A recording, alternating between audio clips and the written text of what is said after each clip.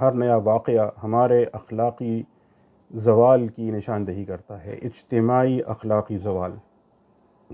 Doctor Aafia Siddiqui کے معاملے میں اس وقت سوشل میڈیا پر جس طرح کی بحث جاری ہے وہ اس کی ایک مثال ہے۔ نام نہاد لبرلز اب بھی جو ان کی پیاس ہے خون کی وہ بجھ نہیں سکی ہے۔ 20 سال تک اس خاتون نے جس ظلم کا سامنا کیا ہے، اس کے بعد بھی اس کے لیے دہشت گرد اور پتہ نہیں کون کون سے خطابات و القابات وہ استعمال کر رہے ہیں۔ جو دینی طبقہ ہے نام نہاد، تو وہ اس بحث میں الجھا ہوا ہے کہ جانے کا خرچہ فلاں نے اٹھایا ہے یا فلاں نے خود اٹھایا ہے، یا یہ کہ 15 سال پہلے بھی کچھ سینیٹرز گئے تھے، یہ کوئی پہلی دفعہ نہیں ہو رہا۔ بھائی پہلی دفعہ نہیں ہو رہا، 15 سال پہلے بھی کچھ سینیٹرز گئے تھے، اللہ تعالیٰ ان کو اجر عظیم عطا فرمائے۔ سینیٹر مشاہد حسین سعید کی سربراہی میں سینیٹر طلحہ محمود اور دیگر سینیٹرز گئے تھے 2008 میں امریکہ میں، عافیہ صدیقی سے ان کی ملاقات ہوئی تھی۔ اس کے بعد کیا ہوا؟ ان سینیٹرز نے اپنے حصے کا کام کرنے کی کوشش کی، اللہ انہیں اجر دے، لیکن یہ پھر 15 سال حکومتی ریاستی سطح پر خاموشی تاریکی کیوں چھائی رہی؟ اپوزیشن میں ہوتے ہیں ایک رویہ، حکومت میں آتے ہیں دوسرا رویہ۔ کیا عمران خان، کیا زرداری، کیا نواز شریف، ایک ہی طرح کا رویہ۔ یہ ہمارا اجتماعی مسئلہ ہے، اجتماعی بے حسی کا، اور آج ہم اس بحث میں لگے ہوئے ہیں۔ 15 سال پہلے وہ گئے تھے، یہ کوئی پہلی دفعہ آج نہیں ہو رہا۔ بھائی جو گئے تھے ان کو اللہ اجر دے، جو آج جا رہے ہیں اللہ ان کو اجر دے۔ یہ خود اپنا خرچہ اٹھا رہے ہیں، بہت بڑا کام کر رہے ہیں، کوئی اور اس میں ان کی مدد کر رہا ہے، اللہ ان کی بھی مدد کرے، اللہ ان کا جو صدقہ ہے وہ قبول کرے۔ لیکن میں اور آپ کیا کر رہے ہیں؟ ہماری کیا ذمہ داری ہے؟ قرآن کریم میں زکوٰۃ کے جو 8 مصارف ذکر کیے گئے ہیں ان میں ایک رقاب ہے، گردنیں، یعنی فک الرقاب، یعنی گردنیں چھڑانا۔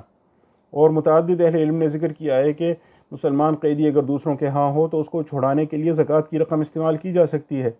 رسول اللہ صلی اللہ علیہ وسلم نے جب مسلمانوں کے درمیان آپس میں معاہدہ کروایا، جب مسلمان مکہ سے مدینہ ہجرت کر گئے، یہ مہاجرین تھے، وہاں انصار تھے، آپس میں ان کا معاہدہ کیا، پھر وہاں یہود بھی تھے، کچھ مشرکین بھی تھے، چند مسیحی بھی تھے، تو وہاں ایک نظام اجتماعی قائم کرنے کے لیے آپ نے ایک دستاویز، ایک معاہدہ ان کے درمیان کروایا، جس کو آج کل لوگ میثاق مدینہ کہتے ہیں، اور اس کو کئی لوگ ریاست مدینہ کا دستور کہتے ہیں۔ کہ آپ جانتے ہیں کہ اس دستور میں ہر قبیلے بلکہ قبیلے کے اندر جو خاندان ہوتے ہیں ان خاندانوں کی ذمہ داری ذکر کی گئی ہے کہ ان کی ذمہ داری ہے اپنے قیدی چھڑانے کے لیے یہ مل کر قدم اٹھائیں گے، اس کا جو خرچہ ہے اور مصارف ہیں وہ ذمہ داری یہ پوری کریں گے، اس کا بوجھ اٹھائیں گے مل جل کر۔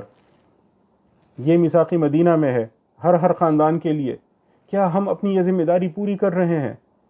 چلیں امریکہ ہم سے پیسے نہیں لے گا، یا شاید اسے ہمارے پیسوں کی ضرورت نہ ہو، لیکن قیدی کو چھڑانے کے لیے ہم جو یہاں سے وہاں جائیں گے، یا درمیان میں جو مصارف ہوں گے، جو قانونی جنگ کے لیے جو مصارف ہوں گے، کیا ہم نے کبھی ان کا سوچا ہے کہ اس کے لیے ہماری کیا ذمہ داری ہے، ہم کیا کر سکتے ہیں، ہمیں کیا کرنا چاہیے؟ رسول اللہ صلی اللہ علیہ وسلم نے فرمایا تھا انا وارث من لا وارث لہ، جس کا کوئی وارث نہ ہو میں اس کا وارث ہوں، افک عانیہ، اس کا قیدی میں چھڑاؤں گا۔ یعنی حکومت صرف یہ نہیں کہ جس کا وارث نہ ہو اس کے پیسے لے لے، بھائی حکومت کی پھر ذمہ داری بھی ہوتی ہے کہ جس کا مدد کرنے والا کوئی نہ ہو تو اس کی مدد حکومت کرے گی، تو خاندان کریں گے، قبیلہ کرے گا، حکومت کرے گی، پورا معاشرہ مل جل کر یہ ذمہ داری اٹھائے گا، لیکن اپنے مظلوم بھائی اور بالخصوص اپنی مظلوم بہن کو وہاں نہیں رہنے دے گا، اس کو چھڑانے کے لیے جہاں تک جایا جا سکتا ہے جایا جائے گا۔ سیرت میں ہمیں یہ واقعات تو ملتے ہیں کہ آپ نے مسلمان قیدی کو چھڑانے کے لیے غیر مسلم قیدی کو آزاد کیا ہو۔ پیسے دینے کی کوئی مثال مجھے نہیں مل سکی، لیکن ظاہر ہے جب آپ دشمن کا جنگجو قیدی کمانڈر رہا کر سکتے ہیں تو پیسے دینا تو اس سے کم تر معاملہ ہے۔ قیدی رہا کر سکتے ہیں ان کا تو ان کو پیسے بھی دے سکتے ہیں اپنے بندے کو چھڑانے کے لیے، اور اس لیے اس کے جواز پر فقہا متفق ہیں۔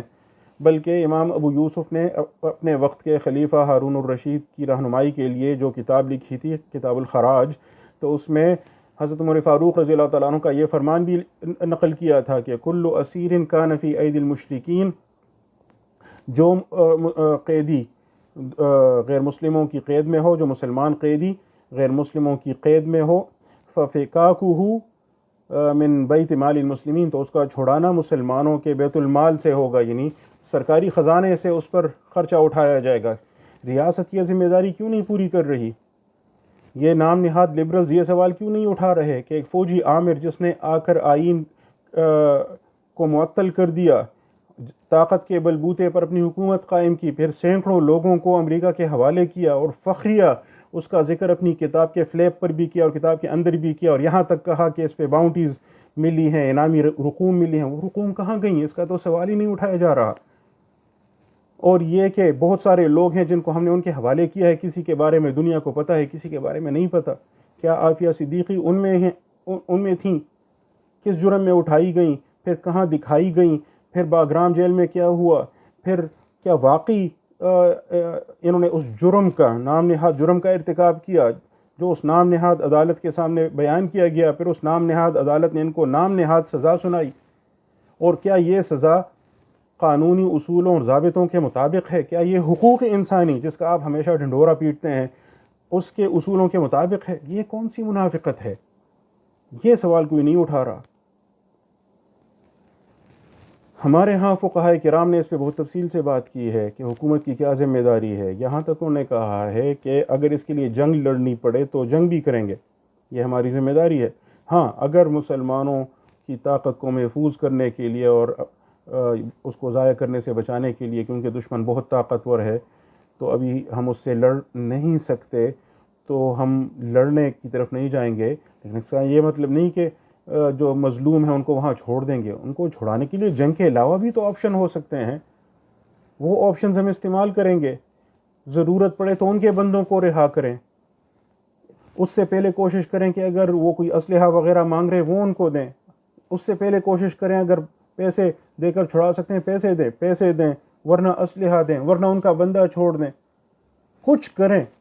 اچھا، شاید، مجھے نہیں معلوم، یہ تو پالیسی میکرز کو ہی معلوم ہوگا امریکہ ہم سے کیا چاہتا ہے. اسے ہمارے اسلحے کی بھی ضرورت نہیں ہوگی، اسے ہمارے پیسوں کی بھی ضرورت نہیں ہوگی. ہم کیا دے سکتے ہیں کیا نہیں دے سکتے یہ ہمارے پالیسی میکرز بہتر سمجھتے ہیں. میں اس معاملے میں مداخلت نہیں کر رہا. وہ زیادہ بہتر سمجھتے ہیں کہ ہم کیا چیز مان سکتے ہیں کیا نہیں مان سکتے. لیکن ایفرٹ میں سنجیدگی تو دکھائیں. اس وقت امریکہ کے لیے یہ معاملہ بوجھ بن چکا ہے، وہ اس سے جان چھڑانا چاہتا ہے. اوباما جب پہلی دفعہ الیکشن لڑ رہا تھا، باراک اوباما، تو اس کا تو نعرہ یہ تھا گوانتانامو بے کو بند کرنا ہے. وہ بند تو نہیں کر سکا 2 دفعہ صدر بننے کے باوجود، لیکن بہت سارے قیدی اس نے آزاد کرا لیے مختلف طریقوں سے. اس نے 2011 میں ایک منصوبہ دیا تھا، قیدیوں کو 5 حصوں میں تقسیم کر دیا تھا کہ کسی کو تو ہم فوراً ہی چھوڑ سکتے ہیں، ان کے خلاف ہمارے پاس کوئی ثبوت نہیں ہے. دیکھیں، بندوں کو پکڑا ہے، اتنا ظلم اور تشدد ان پر کیا ہے، ثبوت نہیں ہے کوئی. چلیں ان کو تو فوراً ہی چھوڑ دیں گے. پھر کچھ وہ ہیں جن پر ہم عام امریکی سول عدالتوں میں سویلین عدالتوں میں مقدمے چلا سکتے ہیں. پھر کچھ وہ ہیں جن پر ہم امریکہ کی فوجی عدالتوں میں مقدمے چلا سکتے ہیں. چوتھے نمبر پر وہ ہیں جن کو ہم ان کے ملک کے حوالے کر سکتے ہیں اور وہ ملک ان کی ذمہ داری لینے کے لیے تیار ہے. ان پر مقدمہ چلائے گا، سزا دے گا، جو بھی کرے گا، ریاست ان کی ذمہ داری لینے کے لیے تیار ہے. البتہ کچھ لوگ ایسے ہیں، ہینڈ فل آف دیم، چند لوگ ہیں جن پر جو ان چاروں کیٹیگریز میں نہیں آتے، تو ان کو گوانتانامو میں رکھا گیا. وہ وہاں بھی گنتی کے چند لوگ ہی رہ گئے. سوال یہ ہے ڈاکٹر عافیہ صدیقی ان 5 کیٹیگریز میں کہاں ہیں؟ کبھی ہم نے اس اینگل سے اس پر بات کرنے کی کوشش کی ہے تو ہمارے سامنے حقائق کیوں نہیں آ رہے؟ اور اس وقت جب بات یہاں تک پہنچ گئی ہے کہ ان کی بہن کو ان کے ساتھ پہلی دفعہ ملنے کا موقع دے دیا گیا ہے 20 سال بعد، اور جب سینیٹر مشتاق احمد خان صاحب اللہ ان کو بہترین اجر دے وہاں جانے میں کامیاب ہو گئے ہیں، اور امریکی وکیل کے ساتھ کلائیو اسٹیفرڈ سمتھ کے ساتھ جا کر وہ اس معاملے کو پرسو کر رہے ہیں، ایک دینی فریضہ سمجھ کر، ایک اخلاقی فریضہ سمجھ کر، ہم سب کی جانب سے جو ہمارا اجتماعی فریضہ ہے وہ اس کو ادا کرنے کی کوشش میں لگے ہوئے ہیں. تو ہمیں ان کو سپورٹ دینی چاہیے، ان کی حوصلہ افزائی کرنی چاہیے، ان کی کامیابی کے لیے دعا گو ہونا چاہیے، اور ان کی کامیابی میں اپنا حصہ ڈالنے کے لیے اپنی کوشش کرنی چاہیے، بجائے اس کے کہ ہم اس بحث میں پڑیں گے اپنے خرچے سے گئے کہ فلاں کے خرچے سے گئے ہیں، خرچہ آپ نے نہیں اٹھایا میں نے اٹھایا تھا. یہ کون سی بحث ہے؟ بہرحال غور کرنے کی بات یہ ہے کہ اس وقت ہماری ذمہ داری کیا ہے، ہم کیا کر سکتے ہیں. قیدی کو رہا کرتے وقت بعض اوقات یہ بھی کیا جاتا ہے، اس سے کوئی شرط منوائی جاتی ہے، کوئی وعدہ اس سے لیا جاتا ہے.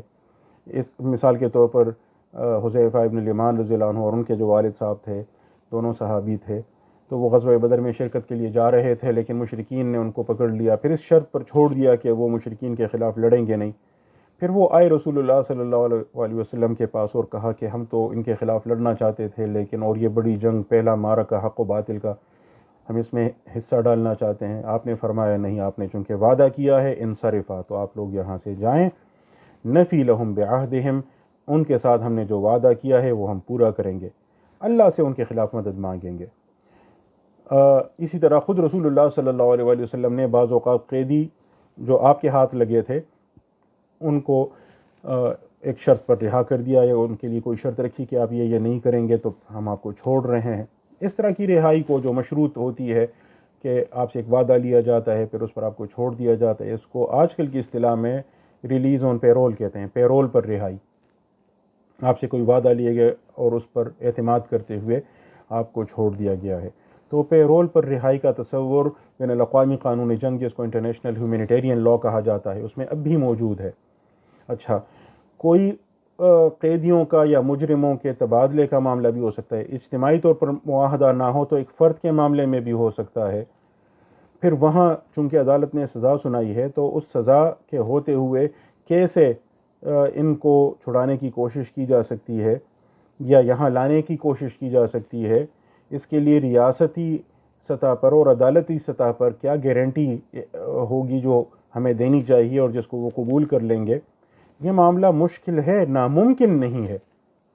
ہماری ذمہ داری اس میں یہ ہے کہ ہم یہ غیر ضروری بحثیں چھوڑ کر اپنی حکومت پر، اپنی ریاست پر دباؤ ڈالیں کہ وہ اس سلسلے میں اپنا کردار ادا کریں، اپنا فریضہ پورا کریں، ورنہ یہ جس طرح کا ظلم ہے اور جس طرح کی ہماری بے حسی ہے تو یہ ہمارے لیے دنیا اور آخرت میں رسوائی کا باعث ہے۔ اللہ تعالی ہم سب پر رحم کرے اور ہمیں اپنی اس مظلوم بہن کو چھڑانے میں اپنا کردار ادا کرنے کی توفیق دے۔